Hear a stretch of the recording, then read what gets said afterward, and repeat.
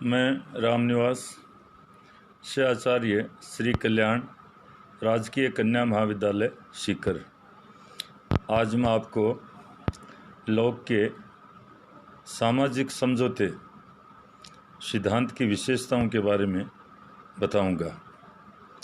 तो इसके अंतर्गत हम देखते हैं कि लॉक द्वारा प्रतिपादित सामाजिक समझौते की कुछ विशेषताओं का हम उल्लेख इस प्रकार से कर सकते हैं, किया जा सकता है। नंबर 1, लॉक के सिद्धांत के अंतर्गत 2 प्रकार के समझौते होते हैं। उसमें पहला है, पहले समझौते द्वारा एक राजनीतिक समाज की स्थापना की गई है। लोगों ने अपने प्राकृतिक अवस्था को छोड़कर और एक सिविल सोसाइटी का निर्माण किया, राजनीतिक समाज की स्थापना की। कई लोग इसको राज्य की स्थापना भी कह देते हैं कि इस प्रकार से एक राज्य की स्थापना। दूसरा, समझौते द्वारा शासक व शासित के मध्य शर्तें निश्चित करते हुए सरकार की स्थापना की गई। ये जो दूसरा समझौता है वो जो सिविल सोसाइटी और शासक के मध्य हुआ, सरकार के मध्य हुआ, और ये शर्तों के तहत हुआ। इसमें शर्तें हैं, अर्थात जो शासक बनता है, सरकार बनती है, उसको उन शर्तों के अनुसार शासन करना है। तो इस प्रकार से हम इसको समझ सकते हैं। दूसरा, समझौते के फलस्वरूप नागरिकों के द्वारा अपनी प्राकृतिक अवस्था के अधिकारों का त्याग कर दिया जाता है, किंतु अधिकारों का ये त्याग इस शर्त पर किया जाता है कि समाज उनकी सामूहिक रूप से और सामूहिक हित का ध्यान रखते हुए रक्षा करेगा, सुरक्षा करेगा। तो जो इसमें कहना चाहिए कि प्राकृतिक अवस्था में मनुष्यों के पास जो अधिकार थे, प्रत्येक व्यक्ति को जो अधिकार प्राप्त थे, उनका वो त्याग करते हैं और व्यक्तिगत प्राकृतिक अधिकारों का स्थान सामूहिक हो जाता है, पूरे समाज का हो जाता है। समाज, अब जो व्यक्ति अपने स्तर पर अपनी सुरक्षा वगैरह करता है, वो अब पूरे समाज का विषय हो गया। समाज उनकी सुरक्षा, उनके हितों का प्रिजर्वेशन सामूहिक रूप से और सामूहिक हित को ध्यान में रखकर करेगा। तो ये इसमें आगे, समझौते के आधार पर जिस राज्य संस्था का निर्माण होता है वह मानवीय अनुमति और सहमति का परिणाम है। जो राज्य नाम की जो संस्था अस्तित्व में आती है, वो मानवीय सहमति और अनुमति का परिणाम है। कहने का अर्थ, जो मानवीय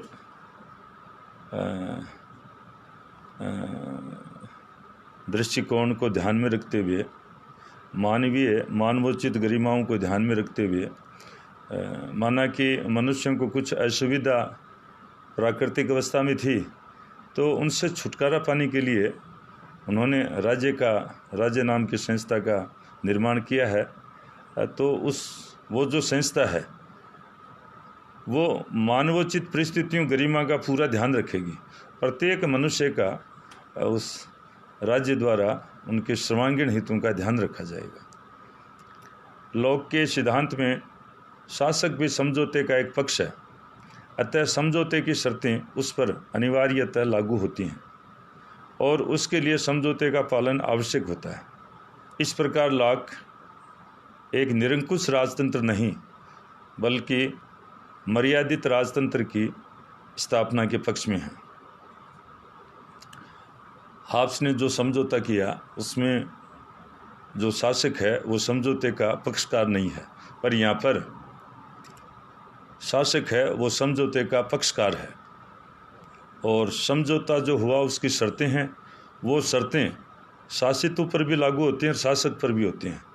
तो उन शर्तों के हिसाब से वो सब शर्तें एक शासक के द्वारा पालन करवाया जाना या उनका पालन करना आवश्यक होता है। और इस मायने में हम कह सकते हैं कि लोक का जो राजतंत्र है वो निरंकुश नहीं है, अर्थात वो राजतंत्र मर्यादित है। तो इस प्रकार से उन्होंने सीमित राजतंत्र की स्थापना की है, या कहना चाहिए वो इसके पक्ष में है, मर्यादित राजतंत्र के पक्ष में। अगला, लोक के सिद्धांत में राज्य और शासन के अंतर को स्वीकार किया गया है और वह शक्ति विभाजन के सिद्धांत का समर्थन करता है। लोक के सिद्धांत में राज्य और शासन के अंतर को स्वीकार किया गया है। उन्होंने शक्ति विभाजन के सिद्धांत का समर्थन किया है। इसको हम इस प्रकार से कह सकते हैं कि कानून बनाना, लागू करना और उसको दंड देना, ये तीनों काम किसी एक व्यक्ति के हाथ में नहीं होने चाहिए। जब ये तीनों ही शक्तियाँ एक व्यक्ति के हाथ में होंगी तो वो निरंकुश हो जाएगी। अमर्यादित शासन किसी के भी हित में नहीं होता है। तो राज्य और शासन के बीच में उन्होंने एक निश्चित अंतर किया है और उस अंतर को ध्यान में रखते हुए अपने अपने जो सरकार के अंग हैं वो निर्धारित कार्यों का क्रियान्वयन करेंगे, तब जाकर एक शासन है वो शासन करने में सफल होगा और जनता को भी उसके जो हित हैं, अधिकार हैं, उनका पालन करते हुए हर्ष होगा, वो हर्षित होंगे, खुश होंगे। अगला, इसमें शासक अथवा सरकार की स्थापना मनुष्यों के समझौते और सहमति पर आधारित है। अतः सरकार यदि निश्चित लक्ष्य को पूर्ण करने की दिशा में कार्य नहीं करे तो शासक की नियुक्ति करने वाली जनता को उसे पदच्युत करने का अधिकार है। जैसा कि जॉन लॉक ने एक जगह कहा है अपने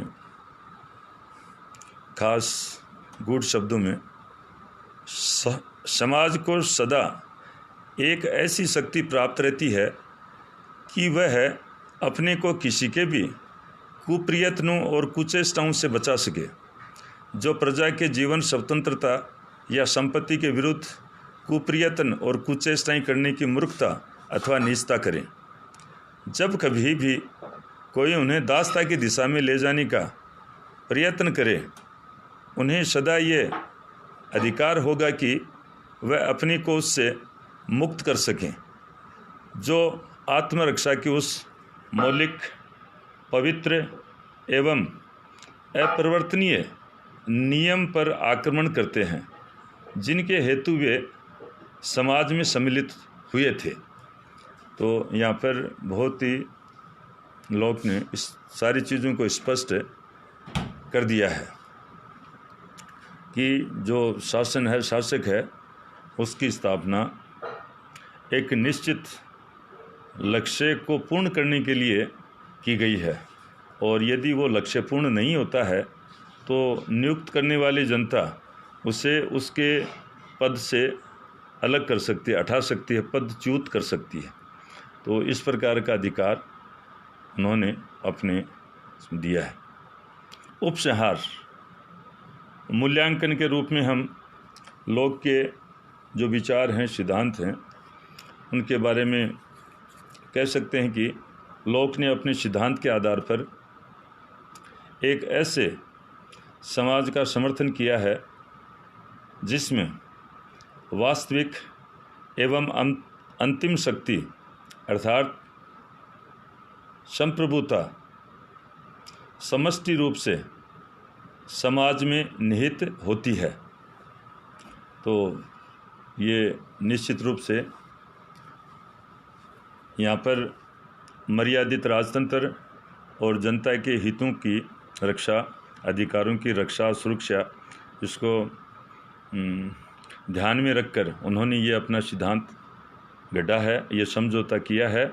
और ये समझौते की विशेषताओं को हमने यहाँ मैंने एक छोटे से प्रयास के रूप में आपके सामने रखा है।